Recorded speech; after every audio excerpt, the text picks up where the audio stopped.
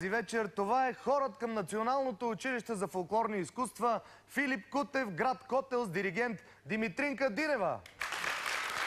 Те ще изпълнят една любима българска песен.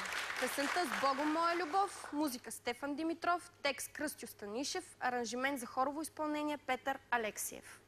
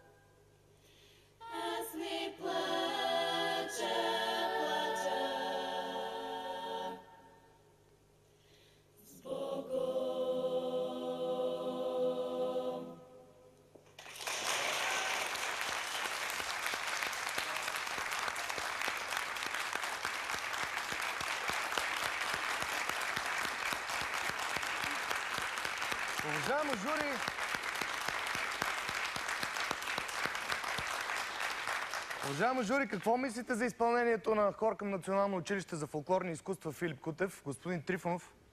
Аз мисля, че е фантастично. Мисля, че каквито и притеснения да са имали, то личи, че са леко притеснени, че всъщност българската музика и българските гласове и конкретно това да се пее такава песен от такъв хор е изумително за мен. Защото прекрасният български глас, репетиран и трениран за фолклорна музика, изпявайки такава песен, която и ние сме, аз съм имал честта да я пея тази песен с с огромен респект и с радост, че мога да я направя заедно с Кокобент. Но сега тя прозвуча по толкова различен начин. Мисля, че каквито и притеснения да сте имали от това, че пеете по подобно предизвикателство, трябва да ги изтриете. Фантастично звучи. За мен е уникално. За мен беше страхотно.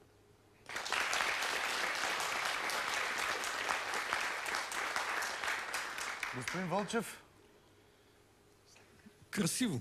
Супер красиво. Това е като да, понеже аз не съм професионалист като хората от лявата и от дясната ми страна, за да го изразя по някакъв начин с терминология. Това е все едно да знаеш, че едно нещо е красиво, да очакваш то да е красиво и изведнъж то да се окаже кутия, която като отвориш в нея да има неща, които не си предполагал, че са вътре. Не съм предполагал, че вие може да направите това. Господин Димитров. Абсолютно съзнавам пред какво предизвикателство сте се изправили, за да почнете да пеете тази песен. Осъзнавам колко е било трудно за вас, но искам да ви кажа, че всичките притеснения трябва да отидат някъде назад. Беше фантастично. Аз чух страхотни тембри различно от това, което съм чувал досега от вашите изпълнения и съм сигурен, че това, което сте направили като работа, ще ви даде много идеи за другата работа, за другите песни, които пеете, за да продължите да търсите в тази насока. Каквото и да бъде звукоизвличането, беше фантастично. Много спято, много емоционално, изключително красиво. Благодаря ви. Само нещо да допълня.